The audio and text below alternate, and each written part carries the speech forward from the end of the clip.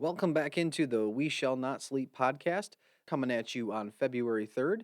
Thank you for the love and support so far to those who have been with us and to those who are new to this journey and adventure. I just will have to say that it has been an ultimate privilege to be able to do this podcast and to partake in this adventure collectively. This is not something I can do by myself, and to hear your feedback is something that's critical to the overall success of this entire platform. So please keep sharing it. And how you can do that, the best way to connect with the show is to send us email at wsnspodcast@gmail.com, or you can leave a review on Apple Podcasts, Google Podcasts, Spotify, Stitcher, or pretty much basically wherever you listen to a podcast. So thank you in advance. Alrighty, so now on to the main point this week, this interview, which I have been anticipating pretty much for the last couple weeks. This is something truly special. I think one of the many reasons why I enjoyed my time with these ladies is because I think the aspects we talk about here are very much overlooked by our culture, which one of them mainly is the sacrifice and dedication of mothers. Personally, I have the best mother a son could ever ask for. We have a very strong bond, and our relationship, firstly, is rooted in Christ. What I am excited about this week is to see that exact same thing come to fruition in this wonderful conversation that I had with these women. And it was a privilege to hang out with them for a couple of hours, and I think you are going to just take this in and have so many notes, so many questions, and it's going to fill your living rooms with conversation. I think this will spark your interest and spark a debate on how we interact with our children. Do we give mothers enough care and attention and gratitude? The passion that you'll hear from these women, their commitment and sacrifice, they all have this common trait, and it exudes from every fiber of their being, and it is nothing short of inspirational. So during this podcast, you will hear us talk about their shared love of homeschooling, kids and children in general, and then Jesus Christ, first and foremost. I believe every Christian from every walk of life will be able to take at least something away from this episode. So, without further delay, here is my discussion with Jessica Perry, Helen Hill, and Miriam Gin. Enjoy.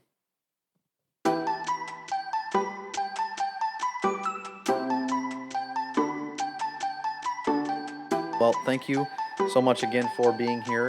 I want to wish you, Helen, right? Helen, a happy birthday. I know we just met. I know we go back so far. That's right. And so you're 25 tomorrow. Congratulations.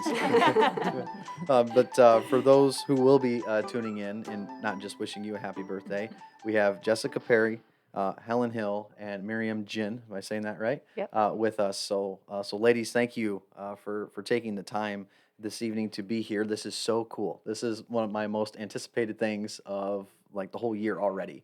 So, what I'd like to do before we get started is just introduce yourselves just briefly. I would like basically maybe the I don't know, the facts and figures of your family, because that's something we're going to be talking about. If we can start with you, Miriam. Okay. My name's Miriam, and I'm married to my husband, Matt. We've been married for 15 years, All right. and we moved to Spring Arbor almost 8 years ago from Okay. Indiana, where we met.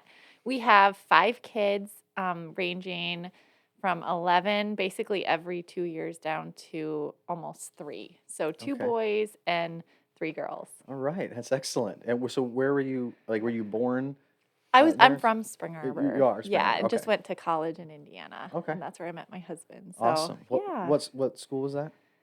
Taylor University, I've heard of it. Yeah, good had a few school. friends from Western Okay, attend that yeah, university. yep, So yeah. that's great. Well, thank you and welcome.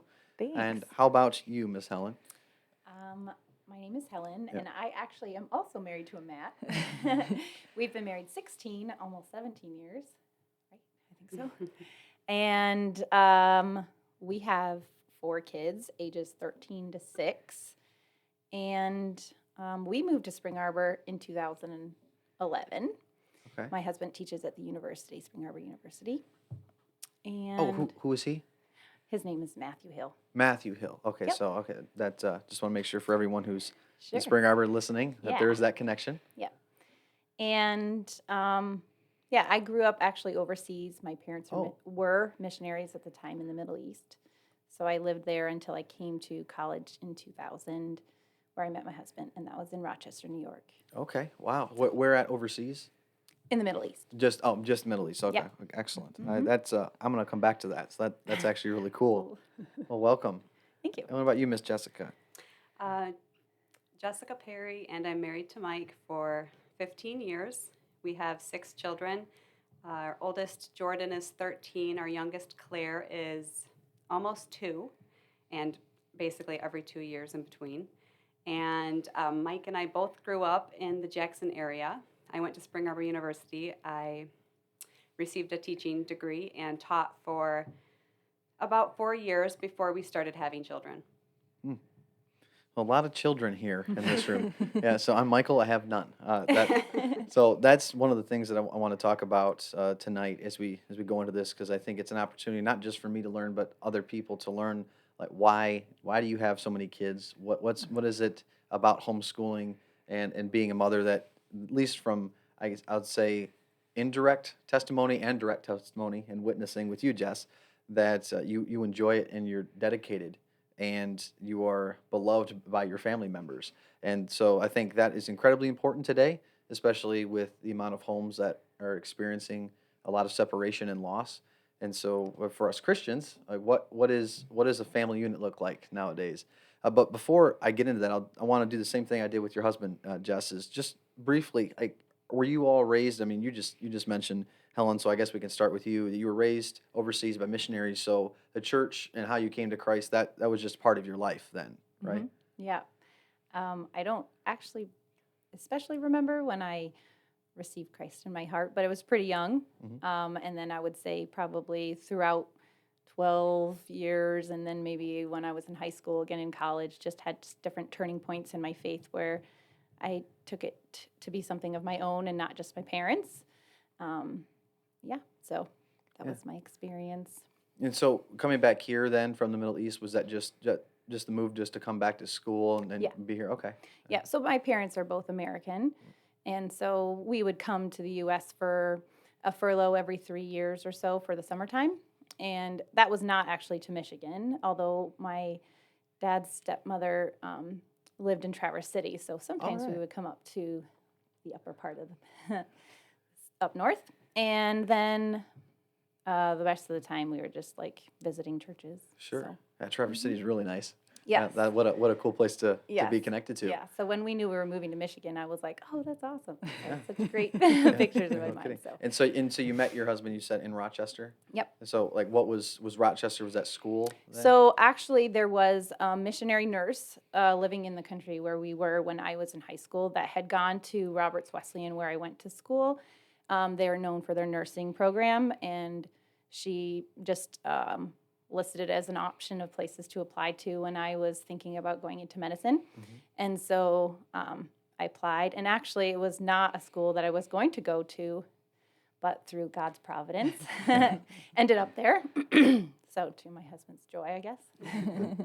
That's great. Well, and what a beautiful testimony to making your way here, and here you are now. That's right, Yeah, with this some many of my years good later. buddies. Yeah, which we'll certainly get into. Jess, I know your story a little bit. I guess for those who might not hear it, what is your like journey to Christ? How did God work in you to get you to where you are today? Okay, so I did not grow up in a Christian home. In high school, I happened to have a great group of friends who were going to youth group. I started going to Spring Arbor Free Methodist Youth Group with them, and we had a great youth pastor, an amazing youth group at the time. And I remember it was my junior year of high school, and everything just felt very real to me with God. And the worship, especially, like it just changed my heart. And I remember going home and just, asking the Lord to be in my heart. I wanted to start reading my Bible and learn more. And I was dating Mike, and he had a great Christian family. And that was very influential in who I am today.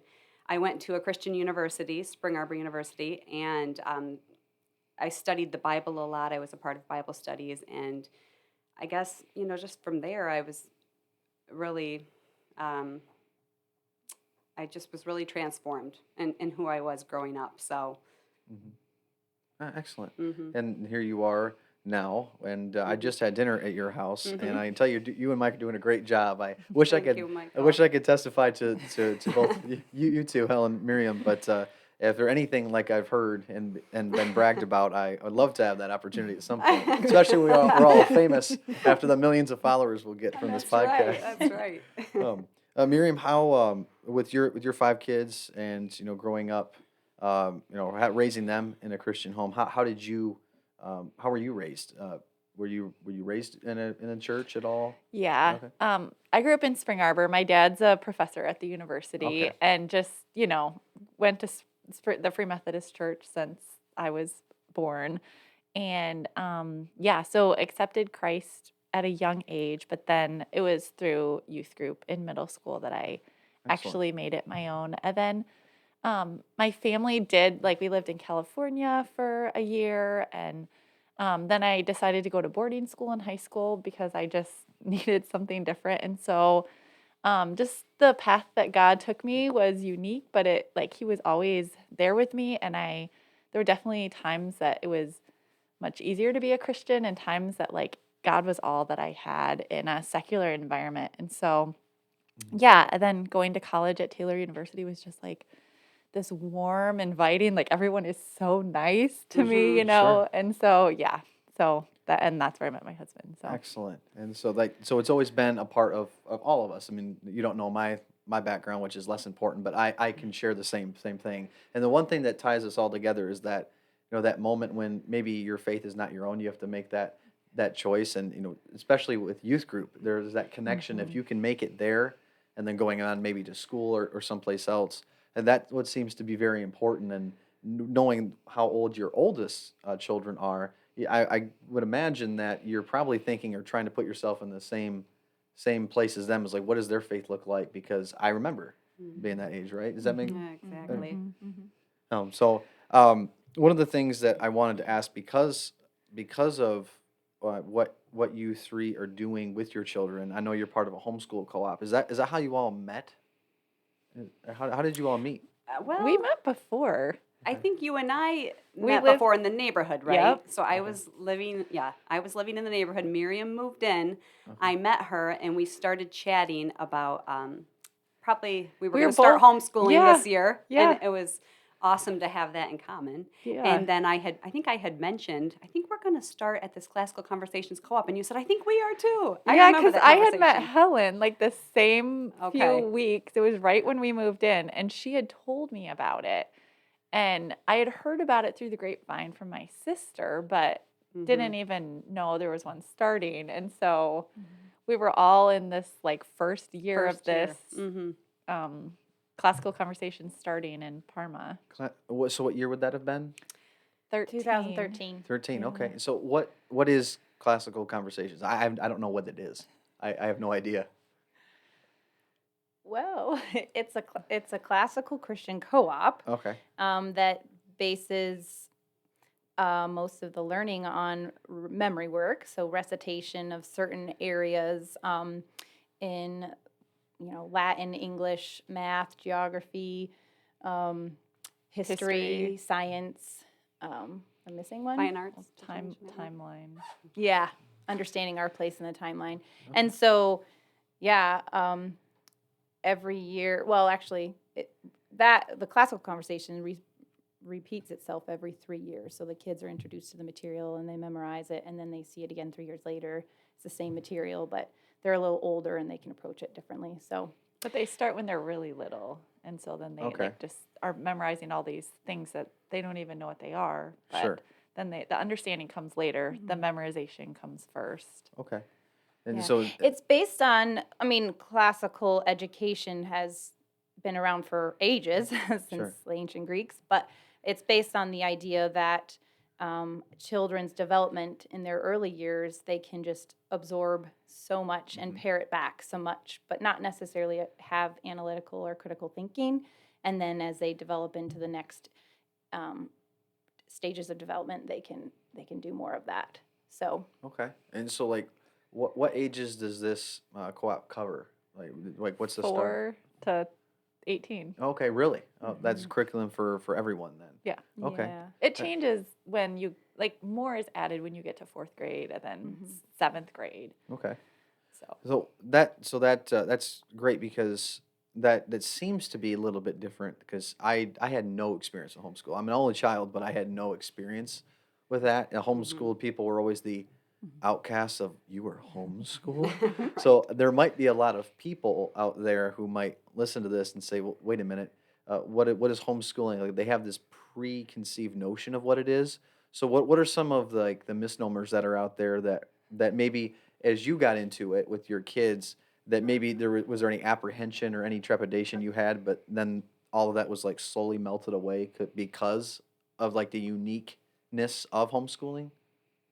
well, I was homeschooled. Oh, okay. So to me, it was normal, but my husband was public school the whole way through. All 5 kids in his family were. So he was very apprehensive, but Okay. we just kind of made a deal. We'll do this 1 year. He's 4 years old. Sure. Okay, like it's this or nothing, you know? Yeah. And so like let's just see what happens. And so it's just been kind of like 1 year at a time and he's kind of gotten on board each year. When they're 4, you don't do very much and it kind of builds every year. Hmm. And so just you kind of grow with the curriculum. Sure. Okay.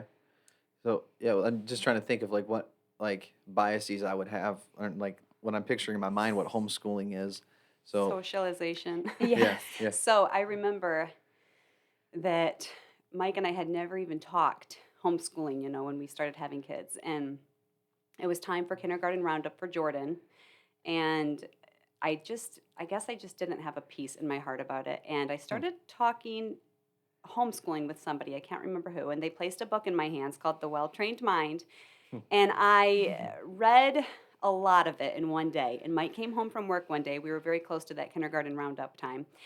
And I said, I've been reading and praying all day, and I think we're supposed to homeschool. And he said, oh, we're supposed to what? No, we don't know anybody that homeschools. And so I said, let's just give it a try for this 1 year. And I still Oh. remember that entire year when somebody would ask Mike and I, so is Jordan at Western?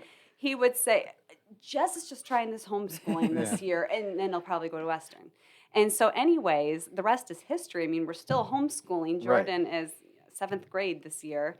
And the socialization, I think that's what Mike was most worried about, and I thought about too. But Sure. honestly, like we have something going on every day of the week, and I'm often saying, we need to, limit what we're doing in the week. We have too many social, Sure. uh, events going on. So Yeah, I know a little bit about your life. It's pretty busy. It's not really, not really lax at all. no, I mean the kids are very well socialized homeschooling. I can testify to that for sure. That's so funny, Jess. I had no idea that you also had read The Well-Trained Mind and that got you on it. Because I know I talked with Miriam about it and that that was the book that I read too. Okay. Connor, my oldest, was probably 3 or maybe, yeah, because it was before we even moved to Michigan.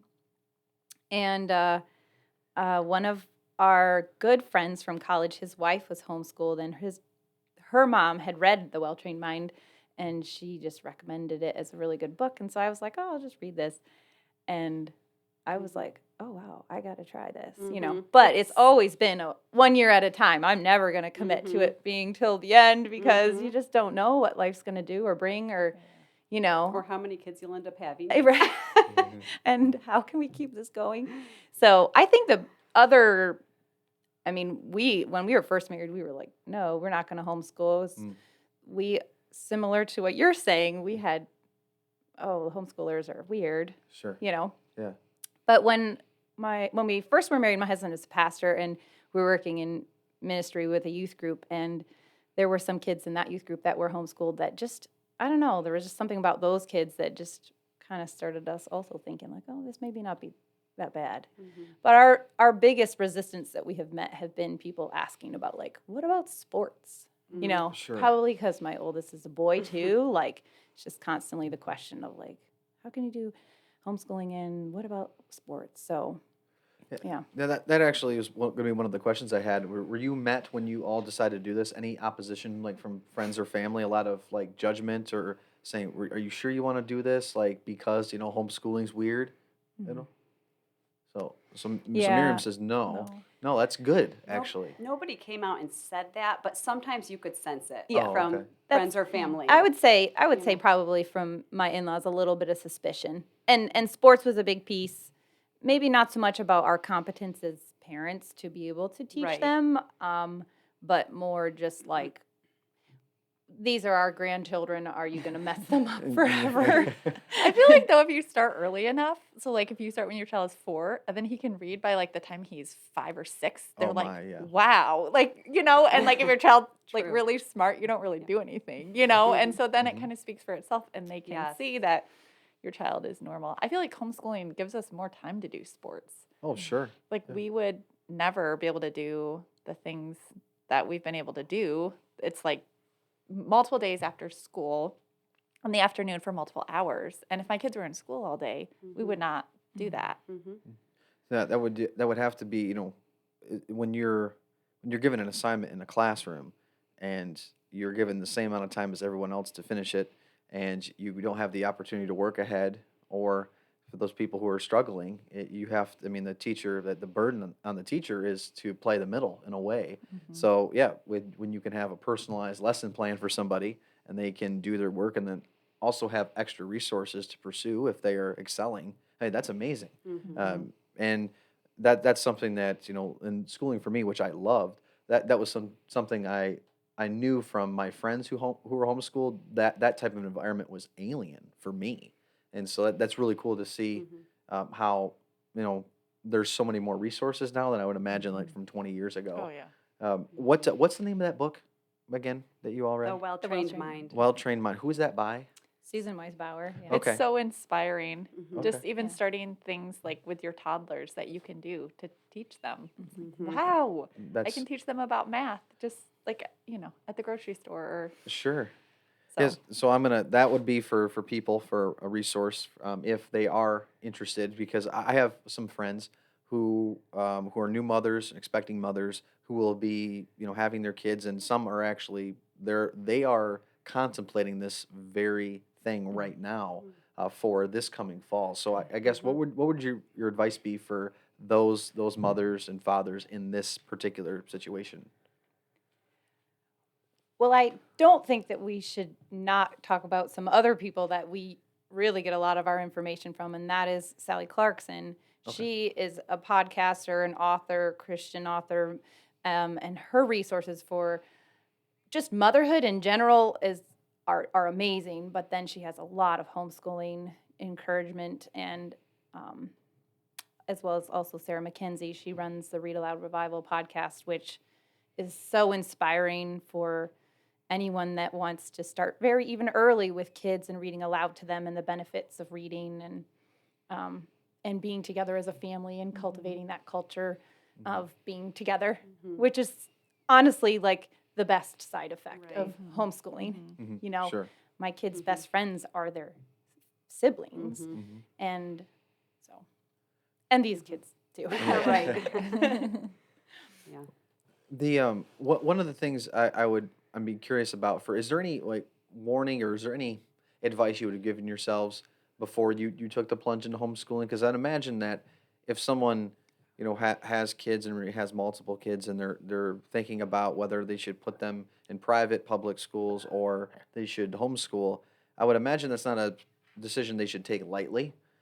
So if you could just maybe speak to those who are like, yeah, maybe I should do it, but I don't want to put in that much effort, because I mean, you all are effectively, teaching as well, not just mothering, and some people, they don't want to have that role. So is homeschooling for everyone, or is there? Okay, no, it's not for everyone. I think it's totally a calling. Okay, I mean, do too. if it isn't a calling, then you're not going to have the passion to do it, Sure. right? And so God puts it on people's hearts for it to be something that then they'll do, because if you're forced to do something, you are going to resent it, and it's not going to come with all the passion that you require to be able to do it day in and day out, when most of the time in February we all want to pull out our hair and throw away all the books and just send them to public school. So it has to be something deeper than just like, this is this is for all of us. And I think you need to have an amazing community, which is one of the reasons we stuck with it, was that my kids' best friends were homeschooling. So to put them in a different school would be taking them away from their closest friends. Sure. And so if you know people that are going to do it, and you can't really do it on your own. I Okay. think that's really hard, but you can always find a community, but it's just easier when your community is right there. Yeah. Yeah, because that's probably one of the things that people would say against it is that maybe I don't have a passion, maybe I don't have this time to do it for whatever reasons. Because I can't imagine a lot of single mothers or single fathers have that luxury to try to support their family. So, are there things that maybe if you have a child and you have the time to do it, or excuse me, if you don't have the time to do it, but there's things that you can do outside of school because there's people that they're always concerned about what their children are learning in the classroom. So, what would you say to those people who, their kids are in a traditional school, but they want to go like above that? Is that book you recommend something like a resource for them as well, if they I want would to say do yes, more? for sure. Oh, okay. Sure. And she even has another book, right? Yeah. Is it Unschooled or what's Oh, her? yeah. No, What's not it called? Unschooled. It's School I can't remember what it's called. I'm sorry. Yeah. But it talks about like that homeschooling isn't necessarily the only way, but here's ways to make school work for everyone. And so she goes through like, if your kid is public schooled, what are different things that you can do to help them find God's calling for themselves or maximize the gifts that God's given them. I should can't Google remember. it. I'm sorry. Yeah, I can't you remember what it's can. called. You're allowed to look stuff up. So while you do Yeah. that, Jess, is there something that you would say to people who want to do more outside of their traditional I, schooling for their kids? my advice would be read, and read some more with your kids. Okay. Some of these names they're talking about, they just highly recommend sitting down and reading aloud to your kids, even as your kids get older. I'm still reading to Jordan, and he's 13 years old. We're reading 101 Dalmatians by the recommendation of Miriam. All right. But I sit down with all of my kids, and I try to read to them for a half an hour every day, read aloud, because not only is it good for them, but it's like a bonding time for us, and I think it cultivates so much of what we're doing. And so that would be my biggest recommandation. Lots Excellent. of reading. Did you get that name or the other name of the book there? It's loading, I think. Oh, it is. Oh, gotcha. Sorry. No, that's fine. Yeah, we can The come back around to it. yeah. So Miriam, is there something specifically when we're talking about traditional schooling? Is there something maybe that traditional schools, besides maybe sports, offer that like homeschool co-ops and organizations are starting now to catch up to? With you talked about community support resources. That's come a long way. I know Yeah, personally in the for last sure. couple decades. Is there something that is new and being more innovative now uh, with homeschooling that are still trying to catch what traditional schooling offers as far as resources go? Well, I mean, schools have way more resources. And when you have like one dedicated teacher in a classroom and she's only teaching one age. I mean, the biggest frustration with homeschooling multiple children is you have Right. to split your time, Right, you know? exactly. And so I mean, there's way more resources. I mean, homes, yeah, that's my answer. Oh no, that's no problem. No, that's fine. Yeah, I mean that would be one of the battles, but I mean again though, what you make up for in the lack of resources is the time that you Oh, can for give sure. to a child, and you don't have to split your time between 20 other of the Yeah. same ages who And might be struggling with the same material. So you have different levels of like, well, I don't understand this math problem or this solution to this yeah. answer. Well, that might just be one kid. Now you have 14, 15 other kids who have the same problem. So I mean, one thing about homeschooling is it does not take very much time. Mm-hmm. So oh my gosh, that's a great point. so I mean, like you can get your school done in a few hours. I mean, depending on the age, and then you have the whole day to pursue creative interests or play or read or Oh man, that's to the envy whatever. of a lot of kids out there. I mean, that was a huge thing for me was just like hearing about if we had sent our kid to public school in Indiana, like every Friday they watch a movie. And just like whole day kindergarten, I don't know. I thought my kids would be tired and just a waste Sure. of time. Like I can do this at home, Mhm. and they can still play a lot. Yeah, of course. I can speak to that a little bit, just that one-on-one time. Mhm. You know, when I was a school teacher of third grade, I think I had 26 kids in my class. And I can't possibly know the gaps that are happening with Sure. each of them. And, you know, with homeschooling, if somebody has a problem, I'm able to nip it right then and there, you know, and get them working on it. So it's such a huge advantage, you know, to be able to know that there are no gaps in their learning right now, Mhm. as long as you're confident in the curriculum and what you're doing. You're right. Of course. The That's one of the things I'm noticing, at least amongst your children, is they are quick. The critical thinking happens very quickly. And when I was at dinner on Monday night, I was trying to give them a donation. They didn't know what the word donor was or donate was, and I was explaining to them just a simple business transaction because that's what you're doing. And I saw that learning in that moment, just putting all the puzzle pieces together, and it was cool to see that happen really quickly. So I think you're fostering that development very well. Again, I can witness that and say keep it up. Like, because I think Thank you. I've gained a new appreciation for homeschooling just based on conversations I've had with her husband because it's like I had a lot of misconceptions about it, and it's something I'm unfamiliar with. But my best friend at college and roommate was the best man in his wedding, was homeschooled. And even though I will say to this day he's really weird, but he was far smarter than I am. And so I think there is something here that I think it deserves more of the limelight, in my opinion. And for people who are called, I mean, you know, Helen, getting back to you, you said it was a calling. I just wonder if people are suppressing that calling, or if they're not even considering it. I know that a lot of times people will say, "Well, I could never do that. I'm not smart enough." Mm. You Oh know, my, that's probably the number and one and thing I hear. and or I never went to college, or Or I'm not a teacher. right. Mm-hmm. And there is quite a lot of information out there that's open book ready. Yeah. So you just open the lesson and it says, instructor say this, here's the Mhm. kid's response. So those baby steps at the beginning just can really get you going when you don't really know what to do. And then, you know, recommendations like we've given already have so many resources of how to start and how to organize your day, and then you just do it little by little and you Mhm. find your groove. Mhm. And you know, we happen to follow a little bit of a classical bent to our education, but that doesn't mean that that's the only way to homeschool. Sure, of And course. so other people might do, you know, you just buy the whole homeschooling box unit that's got Mhm. all the stuff planned out ready for you to go. And then other people maybe prefer a more of an unschooled method where it's like just more learn as the child shows interest in certain areas. And Yeah. so I see you have some notes here. oh, Yeah. Yeah.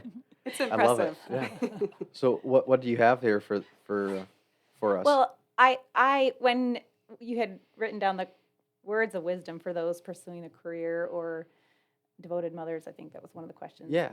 The quote that came to my mind is a quote that I've had even before I had kids, and it's Frederick Buechner, and he writes, "The place God calls you is the place where your deep desire and the world's deep hunger meet."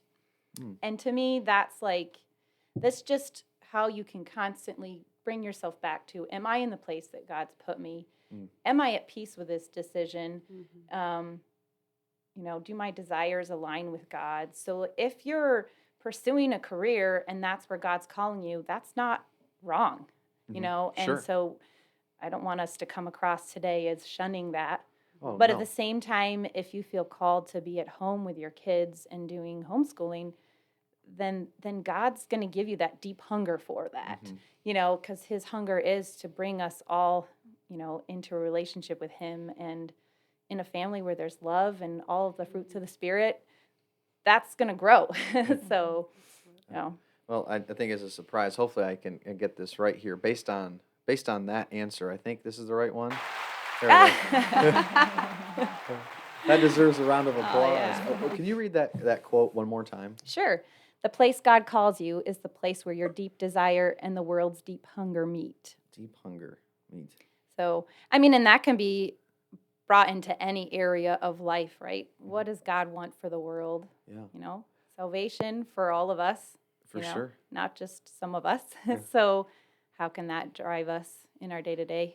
Yeah, you mentioned that piece, and that was the decision that was like the common thread when you were all sharing like the why here, and that all comes through study of God's word and prayer. And when it comes to decisions about your children, I can imagine imagine how much you pray for your children, and I know that from my own mother, my mom is one of the most beautiful women I know, and like the power of a mother's prayer for her children is something that I think the church needs to foster more.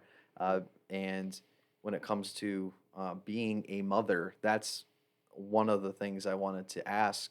And so as I transition here just a little bit, what is it when you all talk about your upbringings in the church?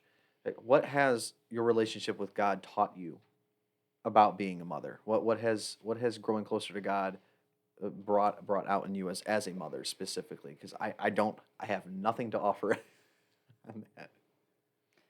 I mean, I could not do it without the Lord's help, especially with homeschooling. It's really hard. Sure. It I mean, and as you get more children, you you have to give a lot of yourself, which before I had kids I was kind of like, yeah, whatever. You Mhm. know, but then it's just very full and it's amazing. But I mean, it can also be very frustrating and it can be a very thankless job when your kids get frustrated. I mean, teacher student, that can be frustrating and Yes. hard things. And so, I mean, sometimes I have to tell my husband everything I did that day when he gets home so I can be like, "Can you please say good job?" Because like the kids are not, thanking me. Mhm. And sometimes it just like it can be I mean, there are days that are so rewarding and there are rewarding parts of every day. Mhm. But especially as we're getting close to the teenage years, like there's also a lot of arguing and like questioning why I think he should draw this map or do this math lesson or, and so I mean, that part I just like I need Jesus's constant Mhm. help and his constant presence because I can't do it on my own. Then so it's that strength that Oh, comes yes. from that relationship. Yeah, and just that verse in, I think it's Second Corinthians that says, "My God will supply every need of yours according to His riches in Christ Jesus," and just how God will give us the power that we need, Mhm. Mhm. and yeah, and just His power is made perfect in our weakness. Mhm. That to me, I need that strength. Oh, Right. absolutely. Amen. Yeah. On the days when you don't tap into him right from the beginning, it's definitely downhill. And that's not even necessarily school related, right? Yeah. It could be anything. I had written down another quote that I guess Father John Ricardo out of Detroit, Michigan had said. I took it from Sarah Mackenzie's book. The gospel isn't about rolling up our sleeves and trying harder. The gospel is about tapping into his power. And that's Mm. that's so important for us as moms. Like we have to lay down our expectations and lay down our like lists of what should or shouldn't be done in the day and reorient and remember that our kids are like, Mhm. if we're created in the image of God, they are God's image bearers, and I don't know, he's got them better than we do. He Mhm. doesn't need our help. Yeah, Yes. He's just asked to work through us. So for sure. It's 100%, nearly 100% give, give, give all day long. mm-hmm. And there's, I'm not going to, I would be lying if I didn't say there's been times over these years when, I've definitely considered the alternatives.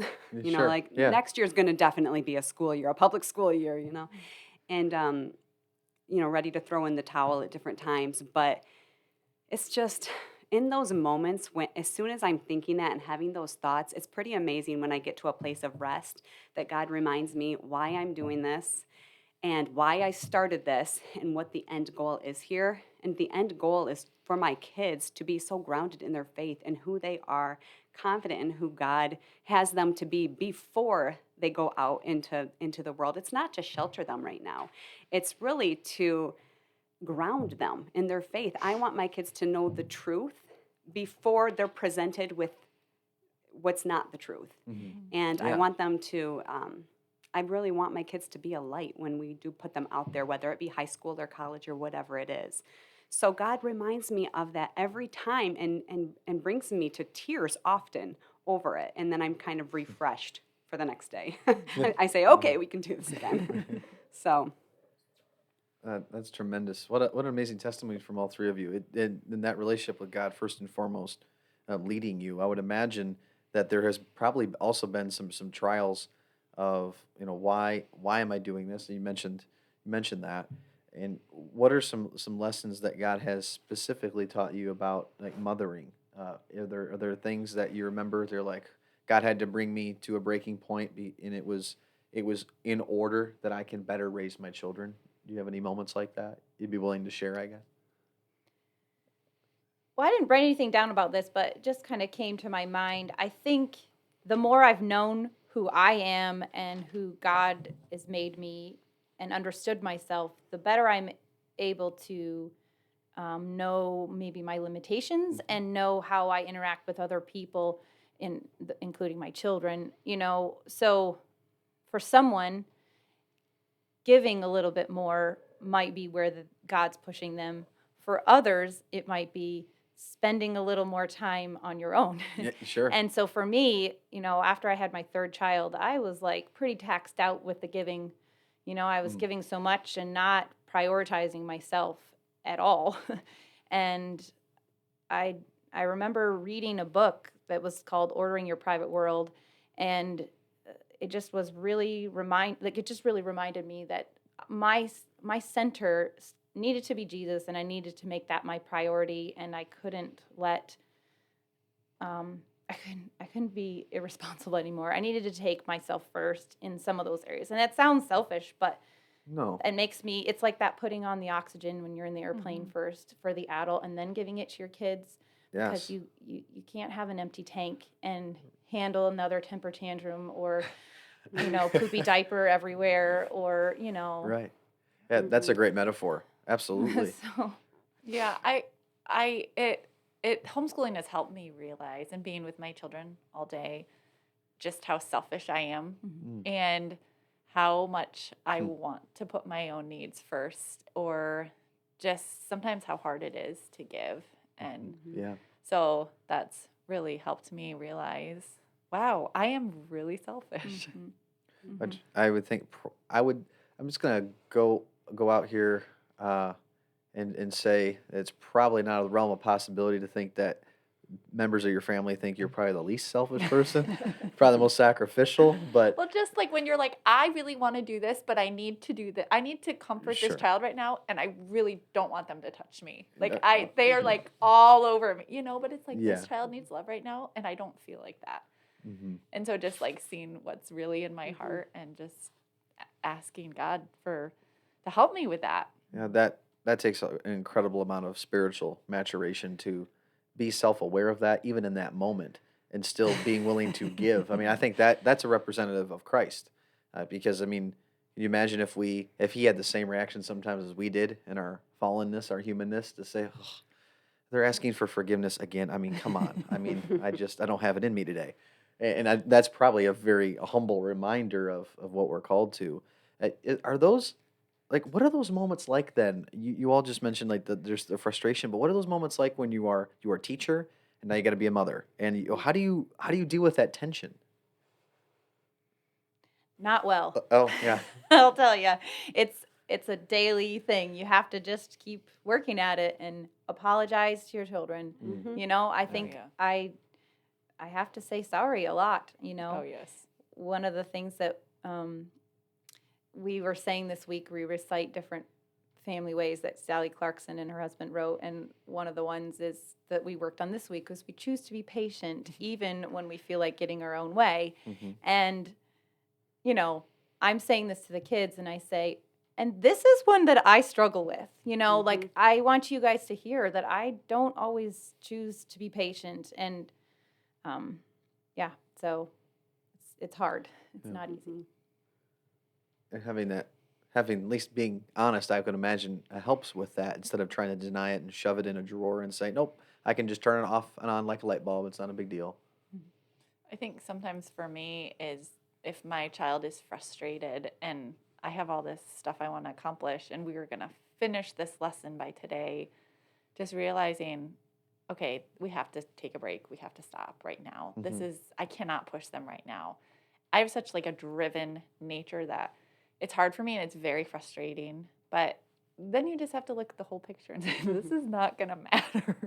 Like, why am I pushing this kid? Like, look at their character. Look at like, let's just try that. Let's take a 2-minute break, or let's just worry about this tomorrow. Yeah, sorry, were you No. gonna say something, Jess? I was just gonna say that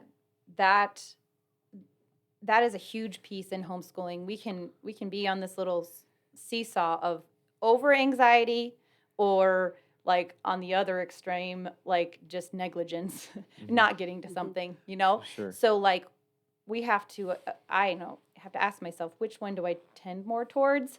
And then why? Why am I feeling anxious? What expectations do I feel are being put upon me to like bring about in my child? Like, am I feeling bad that my 6-year-old's handwriting is atrocious? Why? Yeah. Is that really in God's scheme of Right. things important or not? And then I have to turn to Jess and say, Jess, is it okay that my child's handwriting is terrible? Just know? like the handwriting expert. and then it's like, well, really goes back down to deep down, is there pride and envy that I'm struggling with? Right? Am I comparing myself to other people, or am I comparing my kids to other people's kids?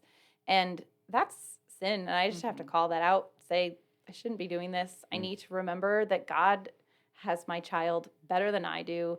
And my pushing my agenda on them, or my anxieties of like, they need to have this done by this time or this or whatever, it just creates them into a temper tantrum, meltdowns, tears. And there's no learning that happens when crying is going on.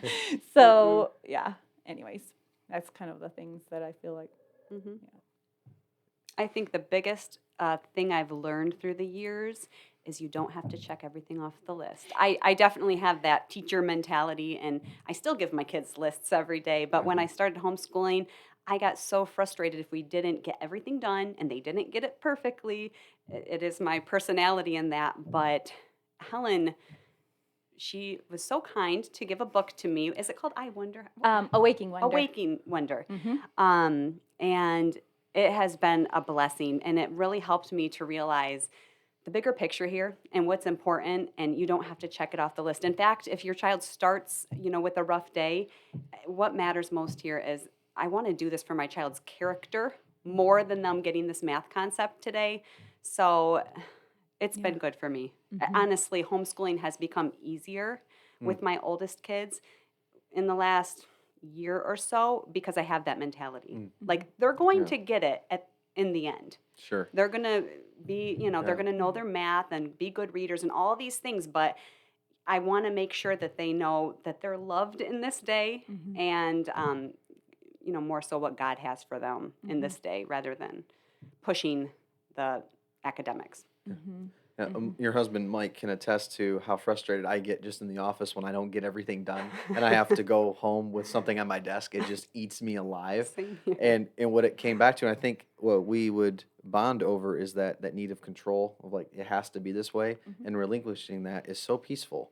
And that is, one thing I've experienced. I cannot relate to being a mother or having children at all. I don't know if you have any resources for single guys with no children, but it's as having it to be this way, being set so much like in my way that God gets pushed to the fringes. It's no Right. longer His will. Right. So like I can totally relate to that struggle and that frustration. But it's really cool to see how it's gotten easier. I would imagine like you add more kids to it. How is it getting easier? That doesn't make any sense. Well, that part, the little kids don't make it easier, but just, the homeschooling aspect in general, like there were a few people who got started in homeschooling this year and they had those same questions, how do you do it? I don't think I'm capable of doing this. And I said, you just can't worry so much. You can't worry about getting everything done in a day or that your child's going to get through these books by the end of the school year. It's okay to be flexible. Go into the summer a little bit and do a little bit of this, a little bit of that. It has made homeschooling easier for me to have that mindset. Good stuff. I see your You're pouring through your notes there. Well, I was just Helen. thinking, like, yeah, it's exactly the thoughts that I was having earlier today, right? We we can let anxiety control us, or we can stop and choose to be thankful, or stop and look, and and that thankfulness then counteracts that anxiety, right? Sure. We've Yeah. got a beautiful child in front of us who's, just opening up their world really at this point in their life, and anxiety is only going to cripple them. Mm-hmm. And I think that's an amazing thing about homeschooling is like my kids did not even know that most people don't do school in the summer until about 2 years ago. And so we would just, I mean, my husband would go to work. And so we would just do a little bit each day. Um, and then when we have seasons when cousins come for weeks or we go on a trip somewhere, we can take time off and not feel like we've worked so far ahead or, like it doesn't matter. And even now we're kind of going through a little transition where we're not productive. And that's okay. We're taking a little, we're putting a little bit of a pause. We're still doing school, but just not the caliber that I like and makes me feel good, but that's Sure. okay. Yeah. And we'll make it up or, we can be a little bit behind and that will be okay. Mm-hmm. It's not the end of the world. What an amazing testimony to hear. There's no school that doesn't have gaps in it. Yeah. Yeah. Right? I mean, we talk about each one of our different schooling. We were all schooled in different ways, and each one of us has come across something that we're like, I didn't know that till I was teaching my kid this. So there's no perfect school out there, and so us having any fear of making sure our kid has it all before they get to 18, no, we should let that fear go because it's impossible. Well, then the great thing, I mean, one of the amazing things that drew me to homeschooling was I'm such an input person. I love learning things. And so the idea that I could learn all these things with my son and all the things that I had missed or whatever, that Oh, yeah. still That's just a- rejuvenates me, And so I love the grammar stuff that I don't know. Helen was talking about the scripting. That, I mean, even if you don't know it, you learn it as you're going along. Yeah. What? So that's going to be a great question. So at some point, we're all going to have to ask that question. If you have that experience, what does homeschooling look like past 18? And given the circumstances today, college, no college, costs and everything, what does that look like? Because I can imagine you are thinking about it at least at some point. I know that Mike is at least thinking about it already. So, what does that mean to you all looking beyond 18? Is there stuff set up as I mean, I don't even know the answer to this question. That's why I'd ask it. Is there anything equivalent to higher education that's self-taught, other than just learning, watching maybe a lecture on YouTube for free or something? Oh yeah, I mean there is all sorts of stuff like that. Even when I was younger, I knew of people that did correspondence college or classes where they sent away for material and then came and did it and sent it back. But that book that we were talking about earlier was called Rethinking School Okay. that Susan Weisbauer wrote, and she talks about not every kid's end goal or end place is actually going into higher education. Sure. It could be Yeah. in trades, or it could be in a variety of different things, or it could be in something for a while, and then ultimately we want our children to be lifelong learners and to love learning for their whole life, and to never be closed to keeping their mind open to learning more and to understanding more, and because it's just like preparing our hearts to have soft soil for God's seed. We need to have soft minds that are just not closed off and done. I'm done with this. I don't have to do anymore. No, we want to be soft to always learning more.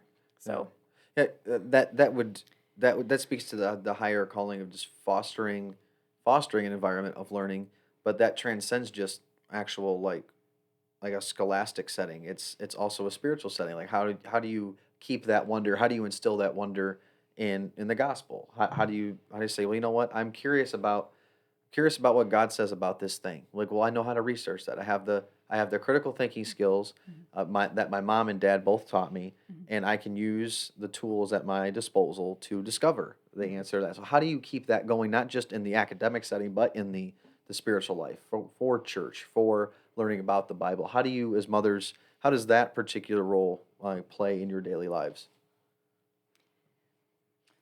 I mean, I would say that we model it, right? Sure. If Yeah. I'm modeling it to my children, then they will follow that same way, just as Jesus modeled what he wanted us to be like when he came to earth, or, he modeled to his disciples. Our role as a mother is a mentor to our children in their school and scholastic, but also most importantly in their spiritual life. Yeah. And if they see us turning to God, they see us wanting to know more and to read our Bible or to have spiritual input through Bible study or listening to some spiritual podcast. I mean, I think they're going to, and hear us talking about it. That's another big one.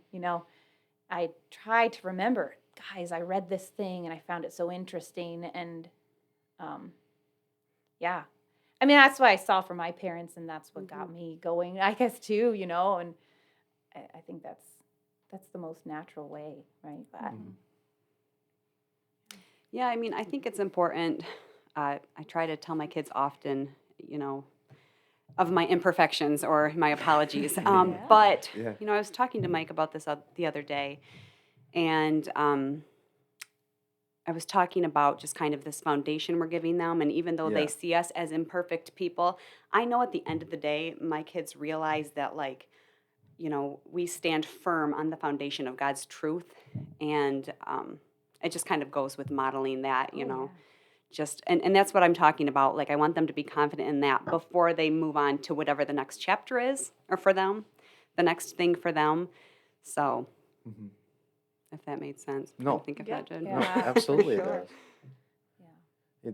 When my one of the things that my parents have been married, oh goodness, they've been married now. They'll be 36 years this summer. And being an only child, I was forced into social situations, dinners, parties, and it was just me. And so I had forced myself to understand the word politics. And I didn't know what it meant, but that's what the adults talked about all the time. But being in those environments, the one thing that always helped me, and it's not something I'd appreciate till much later. And I will guarantee you that eventually, at least hopefully, this podcast will be listened to by your children, and they will hear and understand someday if throughout those upcoming teenage years when you can do nothing right, they are right, you are wrong, and that's the end of story.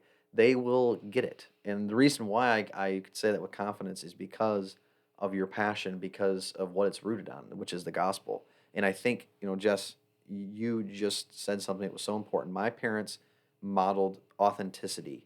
They did not hide the ugly moments.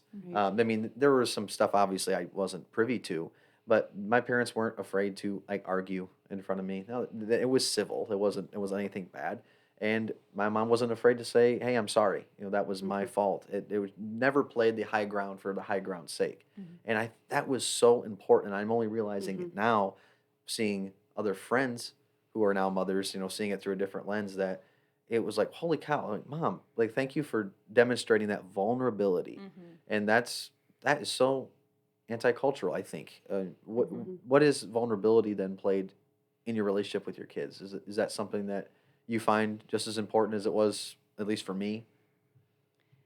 Oh, yeah, for sure. Yeah. I mean, my spiritual life, I would say, comes down to certain moments, just even watching my dad be super vulnerable and saying, what I did, that was not right, and hearing him say that. I mean, he does everything perfectly. He really is perfectionist. He does. But and so you can know with anyone that's a perfectionist, for them to admit that they're wrong is really a big thing, right? And Yes, I so can yeah, absolutely. that's just so huge, so huge. Contrasted to other people that I knew that never apologized or never said that they were wrong. It just doesn't make our faith real. Like, God doesn't expect us to be perfect. He knows we're not perfect, and He wants to change us to be more like Him. And I don't know. Well, and teaching your children how to say I'm sorry, if you don't model that, that's going to be hard. I know that for one of my children, it was really difficult for him to say I'm sorry. And so I don't just me continually asking for forgiveness and trying to model that for that, not for that reason, but I did see, maybe modeling will help this, or, like Mhm. if we make it more of what we do, it will help him in that area. Yeah. And I mean, I have to ask for forgiveness multiple times every day. Hmm. Yeah, for you to at least to embrace that and not run away from it. Oh my gosh, I promise you, your children will appreciate that. That will be something that they will thank you for one day. And it might not be through their teenage years, as we're joking. It might not be then, but it will happen, especially if you stay steadfast.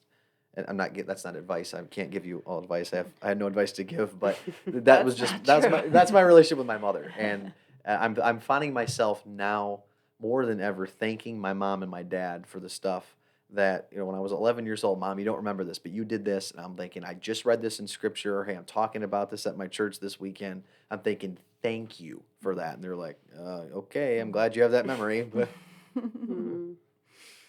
um, That's wonderful. yeah, they've done a great job as far as trying their best. Can't say I did the best being raised by them, but um, one of the things that I got to get to this in a second, but as far as where you're at now with the size of your families, is that something that you set out on, as far as not just homeschool, not just wanting to be married and have a family, but you all have more children than what, like, the average is. Is there a reason, like, for that? Because, like, I when I was talking to Mike, he actually likes having kids, which that seems almost countercultural, even sometimes in the church. It's like, oh, you're crazy to have so many. Because Jesse, you have six. Miriam, you have five, right? Do you have five as well? Four. Four. Okay, so, Mhm. like, why? What is it? What is it about kids? For Mike and I, I thought we would have two and be done. We had our third, Kate, and I definitely thought we'd be done. Um, and when you start praying, it can get dangerous in a certain way. Sure. And God would just every time tell me, like, I'm not done in this area. And sometimes it was terrifying. Mike was always like begging for more. Well, it's easier on Still, him, right? still, it's texts, another baby, question mark. It's like, I don't think so. But honestly, with Claire, our sixth, I never imagined having six kids. But I like vividly remember a certain night thinking we were done, and Mike and I had a conversation, and I was out on the couch praying that my heart would just feel okay with that. And God was telling me, like, I want more for you guys. I want more children for you. And I went in and told Mike that. And it's just, I really do feel at peace right now being Mhm. done with kids. But I will say that we've just been really open to the Holy Spirit leading us in that way. Mhm. And this is where he's led us to. So again, 6 kids later. yeah, the peace aspect coming back The into peace. it. Yeah. I'm from a family with 4 kids, and my husband has 5. So, and there was a 5-year gap, but I'm the third of 4. I have a brother who's 2 years younger, but I have 2 older sisters that are 5 and 7 years older than me. And so I was kind of like an oldest child, but just loving my siblings to death and having so much fun when we were together. And just, I don't know if part of being homeschooled, I was just so extroverted that I always, like, the worst thing I could think of was being alone. So just always wanting to have lots of people around. Like, I always wanted to have a big family, but, like, I can't control that. Like, God is the giver of life. And so just kind of going into it with open hands and, like, being okay, like, just after every child, trying to be or being so thankful Hmm. and not letting my heart think about the next one, or and I wouldn't, because you're so overwhelmed when you have a baby, but Right. even however many years later, just being at that place of contentment and thankfulness, and not trying to get to my perfect number or whatever, For sure. just because nothing is guaranteed. And so just trying to be really content in whatever number of children the Lord gives us. Yeah. And yeah, that the mystery of, like, it's God's decision, right? Yeah. And for some people that's so elusive, even sometimes in church, and so it's like, well, you go until you financially can support it. So, like, the finances aspect comes into play. So what is it? What is it with you, Helen? Like, is having more than just 2 kids like the average American? And dream, is that also connected to this piece of like why not? Like this is what God's called me to? I'm one of 5 kids, Okay. so I also had a big family. Yeah. I don't really know. My husband's only one of 3. I don't really know. We're done a long time ago though. Our youngest is almost 7, Mhm. so I'm in a different world than these guys are. Mhm. Yeah. I still want kids all the time though. Yeah. So that So you so never what want to is be that? done, I don't think, Yeah, so until what's maybe I'm 55. what is it So, about that? What is that for those who don't really understand that? Because not that I don't understand, I'm just not in that place. So what is it about kids? What's that X factor of well, wanting God more? created us to create, right? Yeah, To reproduce. yeah. So it's part of our genetics Mm-hmm. to be able to have more children, so we would reproduce. That's the biggest thing, right? Mm-hmm. If we didn't, if everybody was like too selfish to have children, the population would stop. Mm-hmm. So that's that's a huge piece of it for Mm-hmm. sure. And then what they are images of God. Like Matt and Exactly. I remember when he was in seminary was just like thinking like why would I ever bring a child into a world with so much pain? Yeah. There's so much hurt, you know? And then you just think about well what God did, right? He Mm-hmm. came to embrace that pain and to take it from us when he came Yeah. and to walk among us and I don't know. I think you can just learn so much from about God from having children and Mhm. so That's a great point because he sent his son, yeah. Mhm. and he knew what the world was, and Yeah. he actually knew what was going to happen Right. to his son. Yeah. What a great point. That's amazing. Yeah. There's another deserves another Oh no. another applause. We'll keep it Oh. shorter there. That you bring up something that's interesting. You said too selfish to have kids, and you know I don't think in the church we talk enough about singleness and what Paul meant when he's talking about celibacy for those who were devoted to ministry. I don't know what that looks like for me. That's still something I'm praying Sure. about and trying to seek peace on all the time. What about those people who have been married and they said it's God's maybe they've decided like hey God's given us this desire we're not gonna be parents. But what about those who want to be parents? They just they want to wait for the right time. That's like that was what my dad, he was a police officer. He worked on the SWAT team here in Jackson, and he was also a firefighter. And he worked at the ME's office as a death investigator. He was a little biased when it came to what the world was like. He got to see the worst of it, Sure. and we lived in the inner city at the time, and so his whole idea was I don't want to bring a kid in here until we can move out. And eventually that melted away. He sought God's will, and now I'm here. But what about those mothers, those fathers right now? What advice would you give them who are maybe just kicking that can down the road, who are just tempted, but maybe we just need a little bit more money, or maybe it'll just be the right time next year? What do you have to say? Well, Yeah. it's always easier to have babies when you're in your 20s than your 30s. Yeah, sure. Like you just recover faster, you have more energy. It's just so I mean, yes, you Yeah. will have more money if you wait. And not Mhm. to mention, I mean, just looking at the statistics of miscarriage, the Mhm. longer you wait, the harder it is to have kids. So, I mean, not that that's always the medical side of it. There's difficulty even earlier on, but you have increased risk of miscarriage, you have increased risk of all sorts of things the older and Well, and I longer you think go. you also become a little bit more set in your ways. Oh So, yeah. I don't know. Yeah. Yeah. I think if you are married 10 years before having a baby versus like 4 or it just rocks your world maybe a little more. Mhm. It's hard to say this though because Yeah. all 3 of us did not struggle to have children.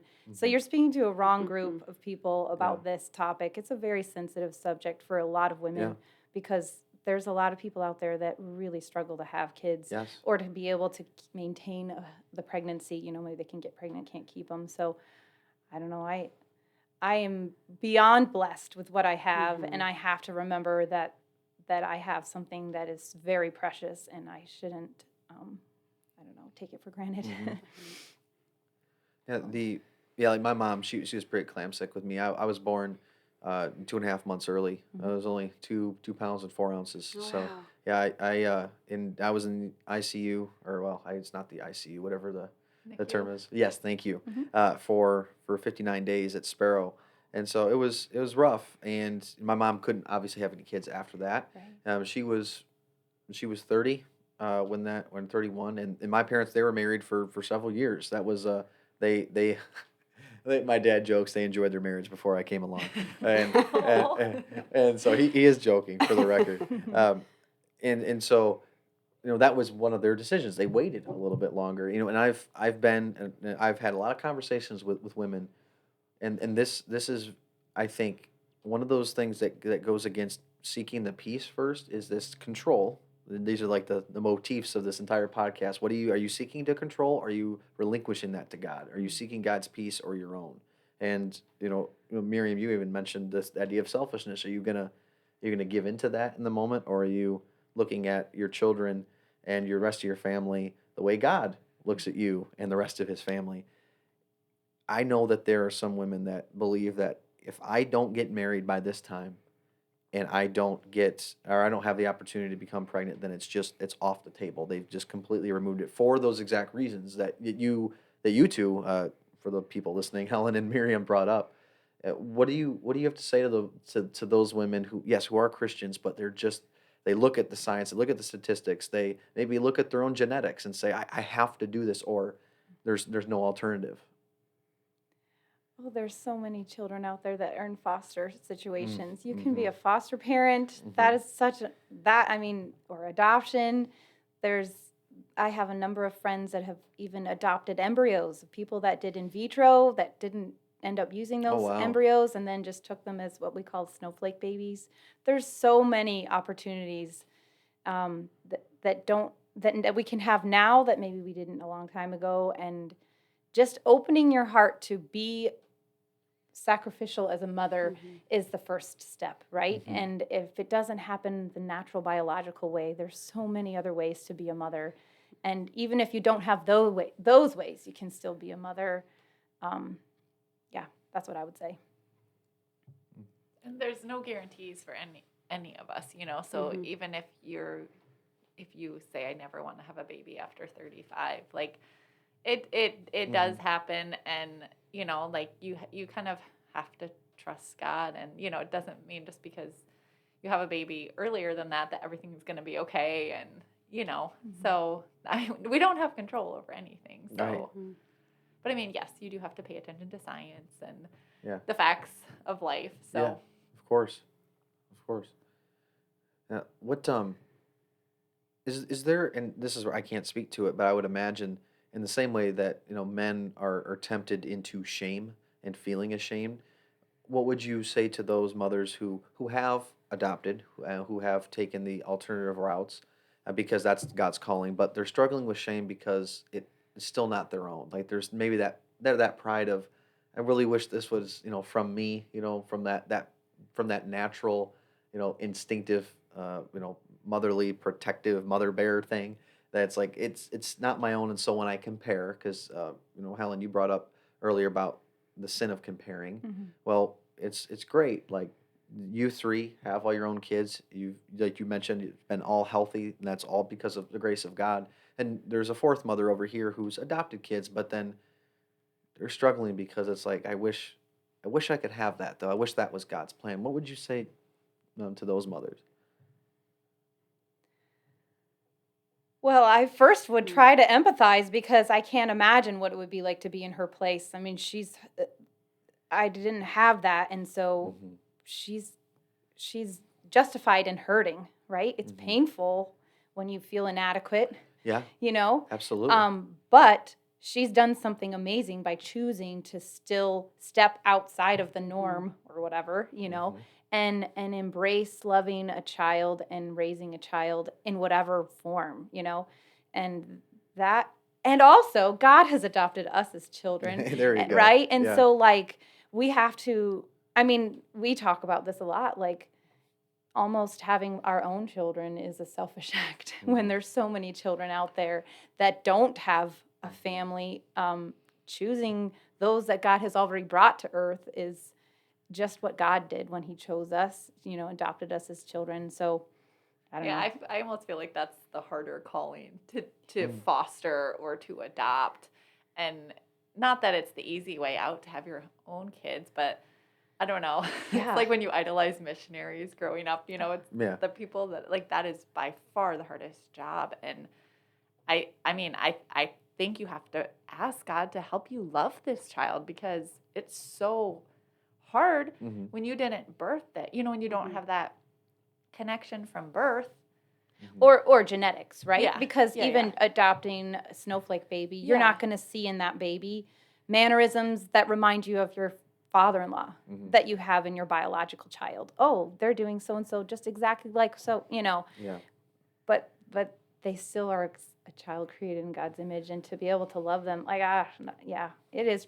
That's a great point, Miriam. It really is a higher calling.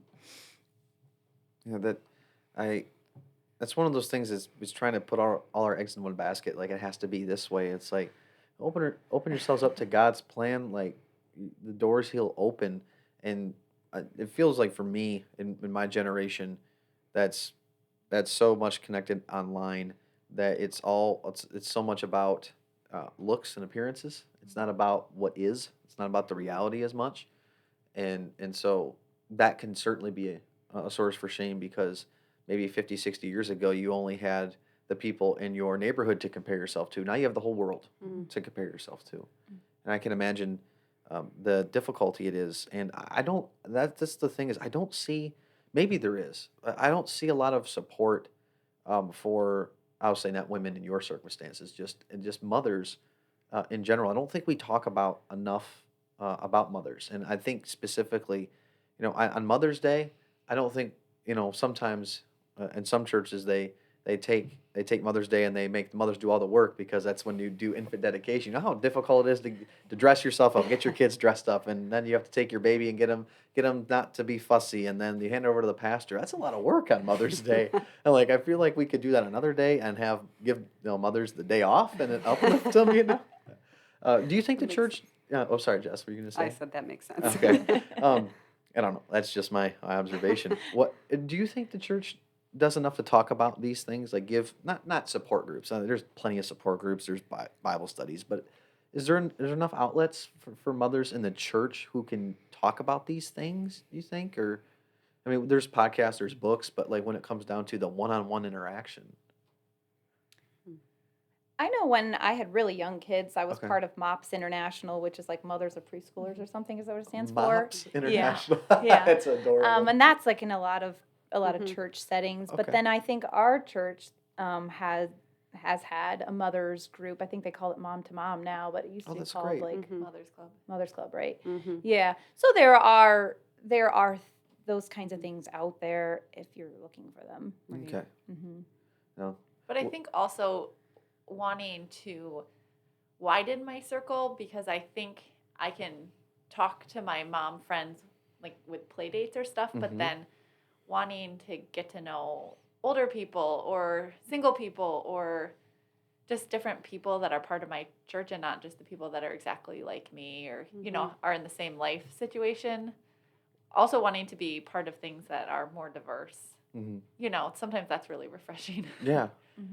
So we're not just talking about babies all the time. Community Bible Study, CBS. Are Yeah, you familiar with that? No, I'm not. No. It's a Bible study at Jackson Free Methodist, though it's not affiliated. Women all over the Jackson area, but it's all ages. And even though it's a Bible study that we're focused on whatever we're studying at the time, I do find that to be really fulfilling in talking to moms of different ages who have grown kids and kids my kids' ages and such. So that has been a great thing we've been a part of up until this year with COVID, but we've been a part of that ever since Jordan was 5. So Okay. So that's several years now then. yeah. So Oh, and I think this leads great into one of the questions, bringing back around full circle to that balance of you need to fill your own cup before you can be poured out to other people. So in addition to these outlets that you all found, which is great, by the way, that's amazing. And I'm glad they're out there because I think that's important for new mothers to know that those resources exist. What are some of the outlets you have to do to keep your own sanity? I'm just curious. What are some remedies, hobbies things that I have you'll to do? run every day. You run? Okay. Yeah. And I mean, paired with that is listening to my audiobook or reading. Okay. And so I'm in a story or I'm gaining knowledge, and it's a really good outlet Okay. Yeah. because then I'm not stuck at home all day. Sure. So, Okay. Yeah, I run as well, so that's awesome. Yeah. Another runner. I love it. No, I would imagine. How do you get time to do that? I mean, my kids I just make it part of our morning because okay. we work hard, and then mom's going to run and you guys are going to do this. Mm-hmm. And so Okay. everybody gets a break. It's built-in discipline time. Yep, we're Okay. home all day. Like, Yeah. there's no reason why there's not time for it. Mhm. So That's good. helps me not to go stir crazy. Yeah, and it's purpose-driven, so it's and for everyone's sanity, right? Yes. They're like, please, mommy, can you run now? Can you run? I'm like, yep, I'm on it. I don't have many outlets in the day, but there's one thing I'm pretty committed to, and I just jump on my treadmill just to walk for 15 minutes a day, but it's the 15 minutes that my kids are not allowed to be near me because I really just want to blast worship music, lift my hands in the air while I'm on the treadmill without my kids going, what is mom doing now? Sure, I want them to see me worshiping sometimes. That's not it, but I need that time to like give myself to God. Yeah. And I just started that probably 2 years ago. I think I was pregnant with Claire when I really started this routine. And my treadmill key was lost recently by I think it was either the toddler or the baby. And I think they threw it away. And I wasn't able to get on my treadmill for several days. And it drove me bananas not having that in my day. No. The 15 minutes in my day for me time. And I ended up ordering a new key on Amazon, and then a few days ago, the key showed up in the guitar case. Now you have two. Yeah. So just in You have case. a backup Yeah. in your safe. So, anyways, even though it's small, that's my outlet. I would like more, but it's just, you kind of plan to like, I'm going to get dinner cleaned up and I'm going to go out. Like Mike and I have talked about this. He says, go ahead, go out for a night, Thursday night, whatever it's going to be. Well, you get dinner cleaned up and you're like, I just don't feel like getting out to get out of my sweatpants and put my jeans on. And, so anyways, it's gotten less and less appealing, honestly, to be away from the family, as kind of crazy as that sounds. I was starting that for a while. I would go walk around TJ Maxx. That's my little like guilty pleasure there. Walk around TJ Maxx. But honestly, I'm walking around going, this is so boring now. Like, even though I'm away from the chaos, like, this isn't any fun. Yeah. So I kind of changed my tune over the years. Yeah. I don't really need the outlet as much as I thought I did because I miss them as soon as I'm away. Oh, that's an amazing thing to hear. For some women, like, what? What do you mean? Like, I know. That's my favorite time of the week when I can get away. Helen, do you have any like outlets that you do? Maybe it's your daily routine. So I am not good about taking time for myself when the kids are awake, but I get up every morning and exercise before people wake up. Okay. So my running happens in the morning. Mm-hmm. And then, on days when it doesn't happen, then I have to really make a huge priority to say, I'm going to do this. It's really hard for me to stop. But I also work. So that's another thing. I guess it's an outlet. It's a mental outlet. Wow. So I go, I work in the emergency room. Okay. So, Oh. yeah. Oh, so I'm glad it's not a chaotic environment. That's I did not know that. What's your role there? I'm a physician assistant. Okay. So I'm one of the providers in the ER. So I only work like, I don't know, 60 hours in the month. So it's not a number of hours every week, but that's on top of the hundreds of hours you put in a month. So Yeah. only 60. No, but I'm just saying like Yeah. it's not a full-time job Sure. or anything. It's just part-time. Yeah. But that's an outlet for me, right? It challenges me to use my mind in a different way than I'm using it at home. Yeah. Well, how long have you had that position for? Well, since moving here, I've worked in this ER, but I worked Okay. in another ER before, and then I worked in primary care before that. So before I had kids. I was Okay, so working. you've continued it. So what has led you to continue that then and not like give it up? Because certainly you have other priorities Yeah, that you can make. I want to give it up a lot. So Okay. I would be remiss to say that I don't sometimes just want to quit. A couple of different things. One, it's medicine. So if you stop, it's really hard to come back. Medicine's constantly changing, so you have to stay up to it. And then the other thing is like, it's also a calling of mine, right? God put it on my heart when I was young to want to serve and to help people in their physical needs as maybe an opportunity to reach their spiritual needs. And so, but that's why I've kept it going, I That's guess. I beautiful. don't know. But Helen is So- so gifted and so organized that you would never know that she had worked till 4 No. the morning before. Oh my or, goodness. No. It's true. You know, she No. just, like, she make, like, you wouldn't even know. Right. That's not true. If you didn't ask her when she worked last, or their lives are so smooth, and I I'm always have a wonderful husband. in awe. It's a great team we've got. That's a we beautiful work thing. together. That is something that it is. I will just say I've only known you now. What is it? An hour and 22 minutes. And so and I can already sense that bond, that passion, but just that love of the Lord, which is so refreshing. Oh my goodness, it's so refreshing, and I'm so glad that you three have each other Oh, to yes. also to lean on. And imagine yes. a group text over the years and advice given is a must need an outlet, frustration and maybe some tears or pulling your hair out moments. Mm-hmm. And Yeah. how do you maintain friendships then in the midst of all of that? Because like that's something for me is I'm learning as I'm getting out of college and friendships begin to not I would say dissipate, not for any ill intentions, but you have to be more intentional the more priorities that you add. Obviously you all are quite busy, so how do you stay connected? Like you're not strangers, you are. It's purpose driven. Now obviously you're in the same area, you see each other, but in Our those, kids. yeah, is Yeah, it the with kids? the things the kids are involved in. I mean, we really are doing life together, is what it feels like. Okay. And it's been such a blessing. I wouldn't continue homeschooling if I didn't Oh, have yeah. them and our small group of people. Oh wow. So Okay.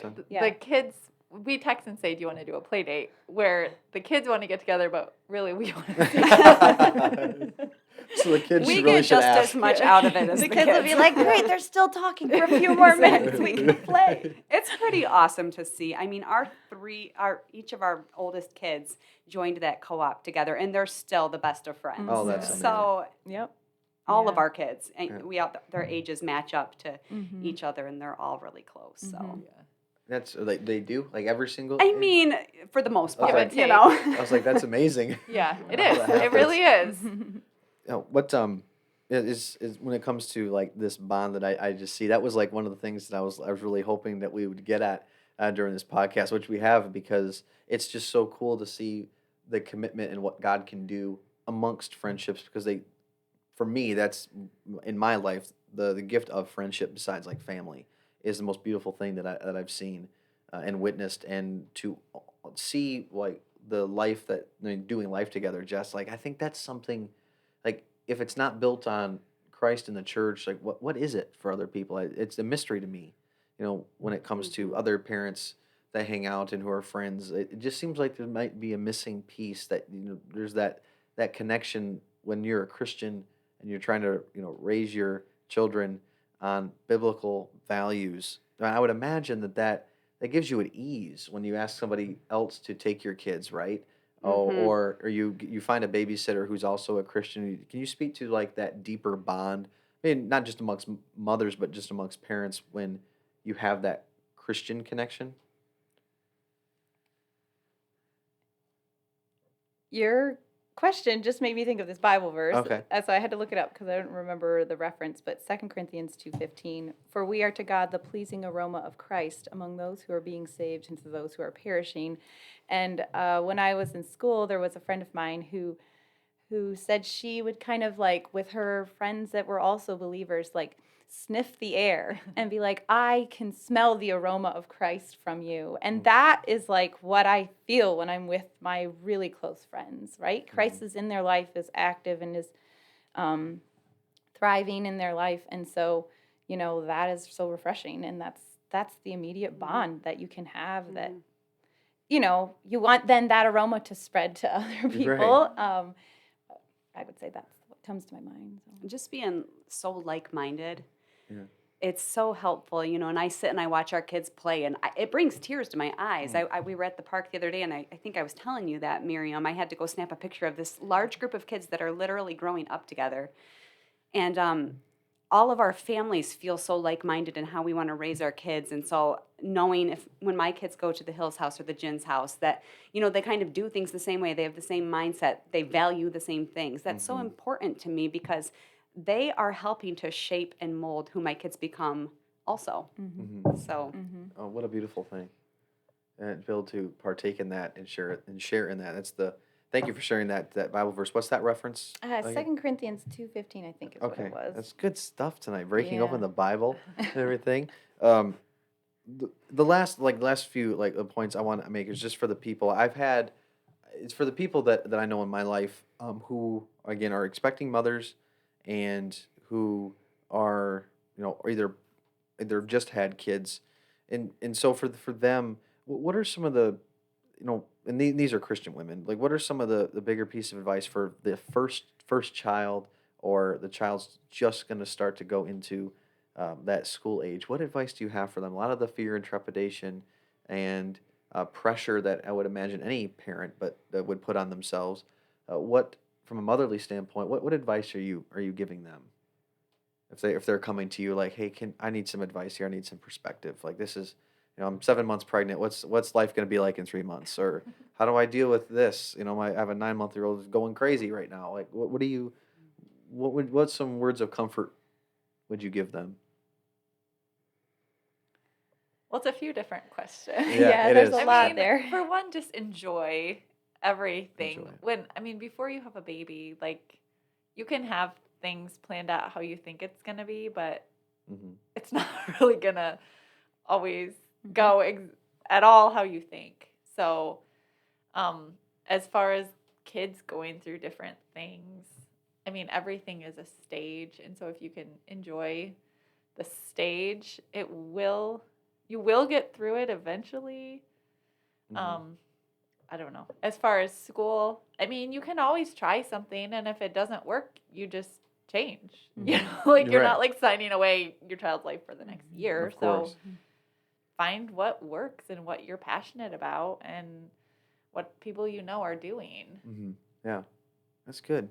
I would say, I mean, totally all of those things first. One other thing that came to my mind in this day and age is stay away from social media. Yeah. Because it's the downfall of all of us, in the sense of like, just I'm not being a little bit facetious in that way, but like obviously you can have some access to social media because that's how we connect on certain groups or whatever. But if our focus is there first over things that are really, God's word has to come first, because you're gonna just end up always feeling a failure or feeling like, I don't know. Inadequacy again. Yeah. Or just a time suck. Right. Yeah, I would just say take it for all God has it to be. I mean, I was thinking about when we were talking about why have children at this age versus waiting, why have more children versus having a couple children. I don't think that women who haven't experienced it yet realize the blessing that comes in it. And I think of myself, and some of the moments that I have been closest to God have been in my pregnancy or delivering that child, or when that child is in my arms afterward. It's like, I believe, Lord, Yeah. you are the only one who could do this inside of me, create this miracle. And every pregnancy, I'm just as amazed every single time. I mean, with that 6th, I would still lay there so many nights saying, you've got to feel this baby move, Mike. When obviously we felt 5 others move in my belly, but I'm always amazed, and that's when I have felt closest to God. So I think just like taking it all in for what God has it to be a mother, to have a child. Oh, what a beautiful thing. Yeah. I have a friend who had kids before us, and she would say, life with kids is in living color. Before kids, it was black and white, but just this, dimension that you just would never even realize. And being able to experience things again through your child's eyes and seeing a new perspective on life and and I would imagine also learning things from your kids too. It's probably a shot I mean, for it's some just people. incredible to just have this child that is from you and your husband, and it's just, I mean, it's the weirdest thing ever. My son passed me in height this week. Oh my. Yep. Oh. He's taller than me. Oh goodness. And I mean, I'm not short, I'm not tall, I'm like medium average tall. height. Yeah. No, I don't know. But to just have something be bigger than you that was once a baby, Yeah. you're like, my whoa, goodness. I still remember too the first time like he was 6 weeks old and thinking, he's been out of me for 6 weeks and he's only eaten something that came from me. Yeah. Like the breastfeeding was just like, Mhm. what a miracle. God can make him stay alive. You know, he doesn't have to have anything other than what my body's making. I don't even know how to make it. Yeah. It's just making it on its own.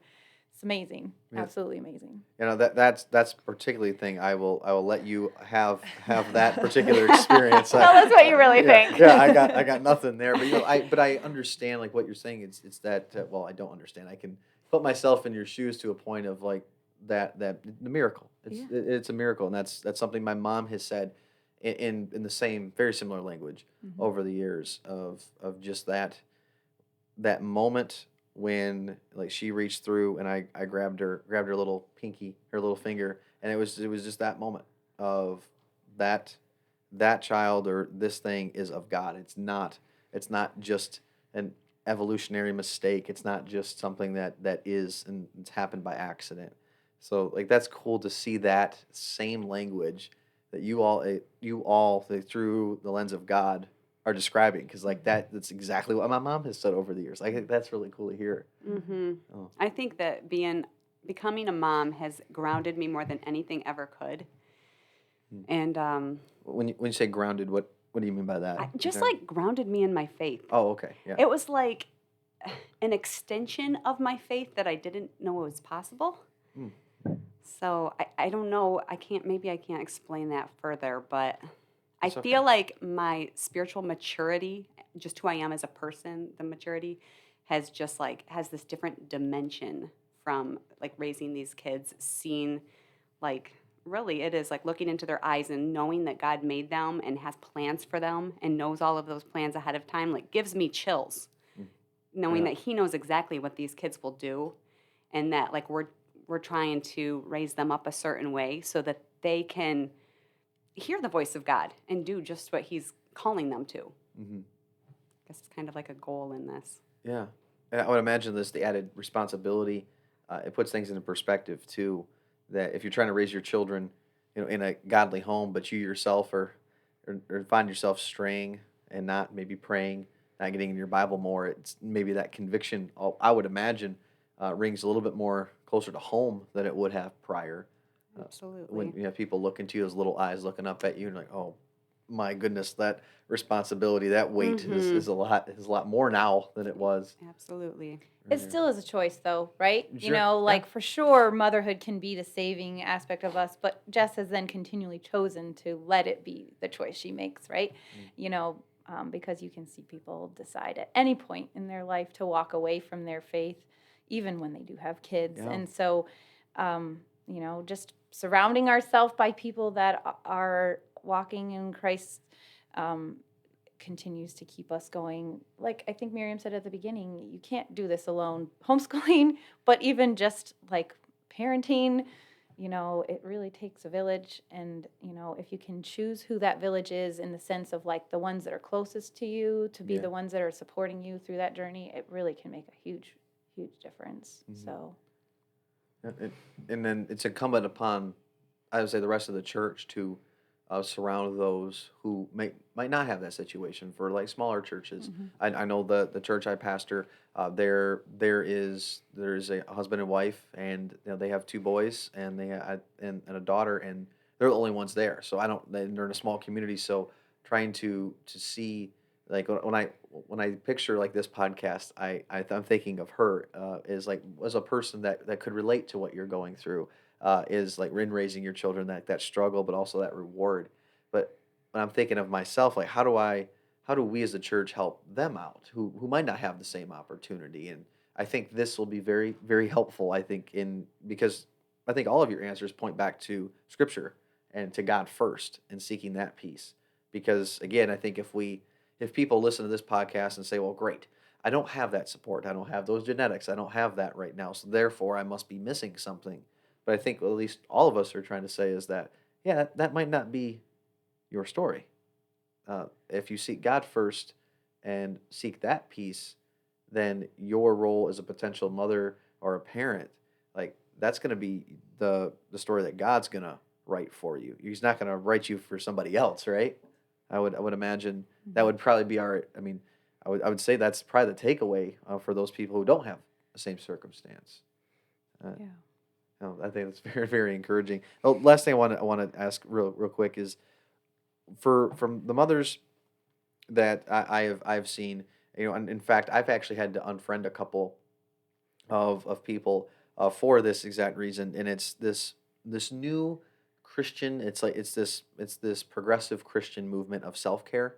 It's this devaluation of like God and uplifting of the self, and it's like connect. It's like wholeness through connecting with nature or being fit, and it's the post pregnancy body that it's like, oh, some women I understand. Like my mom, she had a C-section. She wasn't going to wear a particular bathing suit any longer. After that, and so again, the comparison game, social media. You've already warned. You are Helen. You've already talked about like stay off of social media, but there's like this new movement of I'm a mother. I've got to look this certain way after my pregnancy. I've got to do these certain things. I've got to listen to this particular program, read this book, and it's all for me. It's all for self care, and it's moving away from like the Bible. So they're still trying to solve this idea of like I still need to be fulfilled, but they're putting it in these like I would say religious things, but they're not Christian. So what would you say to those people and those mothers who are kind of caught up in this idea of self care? Like the things that I have to do for myself are not biblically based. Does that make sense? Because I'm starting to see that, and I'm starting to see like this. I have to meet this standard. And this, Are you referring to like the super mom? I yeah, guess I'm a little bit confused as to what you've seen, yeah, like that she has to look and be perfect, kind of like one of yes, those. that's what I'm getting at. I'm sorry, I No, don't no, know how no. to But describe it. there's like is it the Bedford Wives or what is that like, or Stepford Wives? I Yeah. think, right? Oh. Yeah. Yeah, that they like. I don't know, but Yeah, um, that's what I'm getting yeah. at. I guess I haven't necessarily seen that in other religious contexts, but I, yeah, I would probably. I had written down this Bible verse, so I will read it. That if we are not looking at social media, or if we are looking at social media, or we're being exposed to different ideas, Romans 12:1-2, so important to keep in mind. Therefore, I urge you, brothers, in view of God's mercy, to offer your bodies as living sacrifices, holy and pleasing to God. This is your spiritual act of worship. Do not conform any longer to the pattern of this world, but be transformed by the renewing of your mind. Then you'll be able to test and approve what God's will is, his good, pleasing, and perfect will. Mm. And like, I wrote this when I was thinking at the time, though, really, it isn't just only about something secular or not secular, right? Okay. It could Yeah. be with even in our Christian friends, Exactly. right? Mhm. They're saying something and you're like, should I believe that? Should Yeah. I go along with that? We have to constantly bring ourselves back to testing and thinking through the logic behind what people say and believe, and and then be willing to say, no, I'm not going to go that route. Mhm. Yeah. I think a key to that verse is the renewing of your mind. Oh, yeah. I just think of like going through high school being a girl and then even going through college, and as you mature and grow closer to God, that like whole renewing of your mind, you just don't care anymore about the same things you used to care about. I just want to be that's a good healthy Yeah. and for God and for my family and for myself. But yeah, I think that's the key. Yeah, the not caring aspect, and that is one of the things with the social media aspect I've seen is that there is that care. They can't. It's that we can't. I can't let go of that and that affirmation that Oh, I'm yeah. getting. Oh, That's yeah. why the social dilemma is so good. Yes, Have it you is. Oh, seen yes. that? Yeah. Yeah. Yes. The social dilemma. Yeah, it's an amazing documentary. Unbelievable. Yeah. It actually made me think so much about Max Lucado wrote a book a long time ago. I remember someone when we were in college actually read it during a chapel service. And I think it's called You Are Special or something like Oh, that. I have it. Isn't it? Like the And kids' it's book? yes. And it's like about these puppets and they get like dots if they're bad and gold stars if they're Punchinello. good, right? And then those that go to the creator, the puppet maker, who's, obviously the allegory is Jesus there or God. Those don't stick. The stickers, the stars and the dots don't stick on those people. They fall right off. And that is the perfect allegory for anyone Mhm. in this day and age. Like, we have to remember, who are we going to for our affirmation, Yeah. and our, are we letting the things that someone said about us that are negative affect us, or are we remembering that God created us and loves us just how we are? And He definitely changes our eyes. And I was recently thinking a lot about, and you two absolutely came to mind, and another friend of mine, just how beautiful women are when their hearts are, just in love with God. And it's just like, I don't know, I just love thinking about like this progression as we get older and what beauty is to us now. And I was thinking of my closest friend that I grew up with. She was the maid of honor in my wedding. She has such a beautiful heart for God. And I was thinking about her one day, just thinking like, what a beautiful human she is all around. It makes you so beautiful everywhere. So yeah. Yeah, that I think is probably one of the most countercultural things when it comes to this. You're setting a standard that goes far beyond like what your outward appearance is, and just what's it's just skin deep at that point. Um, Well, especially if you have, with your kids, just what are you modeling? yeah. Are you modeling Oh my your goodness, yes. selfies on Facebook? And, like, what do you want them to be doing? I know. It's so hard for me to understand Christian mothers our age that still care about that. I cannot understand it. Yeah. I think it's funny. Yeah, I mean, That proverb, beauty is fleeting, charm is deceptive. or deceitful. Yeah, Yeah. but the Woman who woman who fears the the Lord Lord is to be praised, praised. and to just think about that, like, if we focus on beauty, if we look at our body and are like, shoot, these kids have just torn it apart, I will never be the same again. Yeah. But it's worth it. You have kids. No. But like, if The you battle focus on wounds. that, Sure. then you will be so discouraged. Yeah. But if I Yeah, don't know, and that so much easier said than done, though. and I'm sorry, I'm not the best asking all these questions, but I think that is the thing that's seen the most in my particular experience is it's achieving this standard of, it's like fighting off the not the inevitable, but it's the stuff that that doesn't really matter, but it's the embrace of that. And it's this, don't you know that's not the most important thing. Sure. And that's what I was kind of getting at, is like I've had this pregnancy, I've had this kid, my body doesn't look the same. What can I do in my control to look better for my husband, and unfortunately for this audience? Like, what do I care? So I had to unfriend somebody because of what they were posting and the lack of clothes they were wearing during their workouts. I'm like, I can't see that. One, as a single guy, but also, what does your husband think? I'm not. I don't want to judge that person. That's not because I don't know their motives in posting that. But it's like, if I can't see that.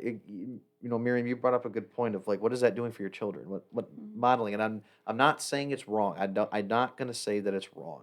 I want to say, what's the purpose behind it, and what is your motive for putting things on Facebook, or comparing yourselves, or trying to achieve this beauty standard?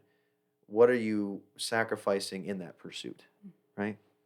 and I think that this is exactly plans that the enemy has. I mean, he wants the focus on you, so it takes your eyes off of him, Yeah. Jesus.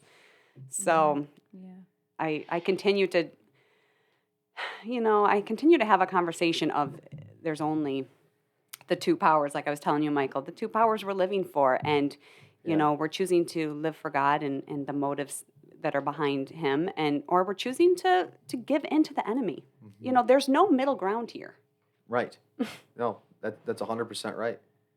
It's like, who is at the center of your life? It's either going to be God, or it's going to be something else that's not God. That's right. There's not like, well, it's 99% God. No, there's always one center.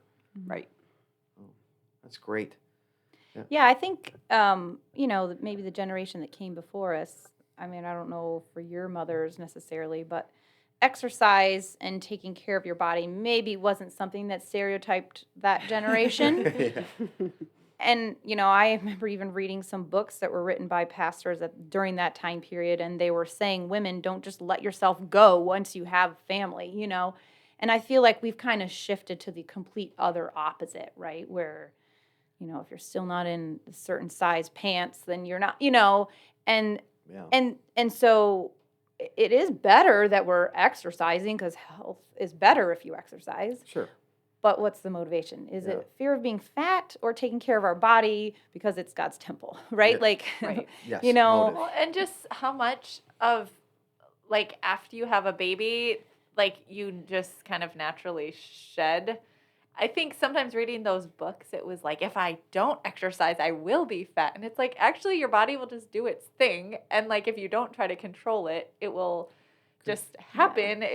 I mean, everybody is different, but Yeah. There's that control word again. Mm-hmm. Trying to hold on. I feel like when I try to control, it never goes the way I want it to. Right. That is true. Well, that's some great takeaways, I think, for tonight, especially for those out there who this is going to be new for them. And and I'll say, it's funny as you mentioned real quick, Ellen, that those people, telling women they shouldn't let themselves go. Well, us men have no problem letting ourselves go. I can tell you that. And I think that it exposes another double standard in a way. Is that you mentioned you have this new age feminism, which is very much championing that idea of, like, I'm going to uphold this image, and I'm going to do it because that's empowering to me. And there's a lot of me's in there. There's a lot of self, and not saying that we can't find that middle ground when the pendulum swings, inevitably from all the way from the right to all the way to the left. Where is the I would say the fair assessment of things of, I can still do this. I can still take care of my body. I can do that. But where's my motive? Am I seeking to try to control this narrative that I put out there for other people? Because I would imagine that would be a source probably of judgment. I know that at least my guy friends, there's a lot of envy, and still as guys we can't escape that 5-year-old mentality of, I can run faster and jump higher, and I can still do that 20 years later. It's stuff that as guys, that competitive nature, and I know that exists amongst women. It's much different amongst women, but I know that comparison game can be ugly. It's divisive. Yeah. Really separates people out too. It's ugly. Yeah. Well, thank you. Thank you all. I had there's several other questions that I could ask, and the thing is, I might just have to ask you all back on at some point again. And before we go, what were some of the resources, which I'm going to write down for myself? What was the name of the author for those who want to get connected with more resources about? Well, there's Sally Clarkson. Okay. And how do you spell her name for those listening? Sally, and then Clarkson. Okay. Then Sarah McKenzie. Excellent. And which one, Helen, you mentioned a podcast they have? Both of them. Both do. of them have a podcast. Okay. At Home with Sally and the Read Aloud Revival. Okay. Excellent. And then the other book was Susan Wise Bauer. I think. She's like the Okay. pioneer of Susan. classical education, Yeah. homeschool. Susan is? Susan Wise Bauer, Okay. yeah. Excellent. Because I like being able to leave people with some stuff that they can check out and do their own research and really dig down into, like, what led you all into this, and what an amazing thing. I cannot thank you all enough for sacrificing your time. You're the MVPs in your household. I already know that. and to you step away for a couple hours, this has been so awesome and edifying, and I believe people will go away better, and I know I'll go away better from hearing this. So if not, just us four, but I will say congratulations. You are all podcasters now. Yeah. Thanks for having us. Yes, thanks. No problem. I hope you all have a magnificent night, all right? Thank you so much to Jess, Helen, and Miriam. Once again, what an amazing time I had. And I hope that this was something that you all found incredibly helpful and edifying. If you would like to hear or see from these ladies ever again, or do you want to connect with the show in any way, please email us at wsnspodcast@gmail.com. Post your reviews on Apple, Google, Spotify. Anything that you think would be helpful, a topic, suggestion, any feedback will be something that I will take to heart, because once again, this is a journey that's done collective. It's not done in isolation. Thank you guys so much. May God bless you and forever keep you.